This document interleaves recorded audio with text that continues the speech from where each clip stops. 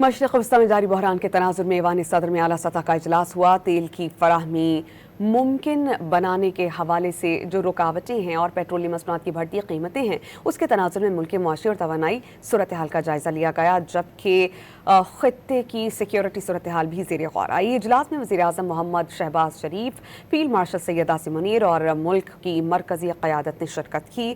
इजलास में आलमी सतह पर तेल और गैस की फराहमी और कीमतों में उतार चढ़ाव के पाकिस्तान की मईशत पर असरात का तफसीली जायज़ा लिया गया। महंगाई के दबाव को काबू में रखने और तवानाई के तहफ़्फ़ुज़ को यकीनी बनाने पर तवज्जो दी गई। इस बात पर जोर दिया गया कि एक मरबूत कौमी हिकमत अमली अपनाई जाए, पॉलिसी फैसलों में इस्तेहकाम को तरजीह और अवामी मफादात का तहफ़्फ़ुज़ यकीनी बनाया जाए। इस बात पर इत्तेफाक किया गया कि मुआशी नज़्म व नस्क़, तवानाई की मनसूबाबंदी, ग़िज़ाई तहफ़्फ़ुज़ और सिक्योरिटी मामलात को बाहम मरबूत रखना नागुज़ीर है। ईंधन के इस्तेमाल में कमी लाने के लिए अवामी आगही बढ़ाने की ज़रूरत पर जोर दिया गया।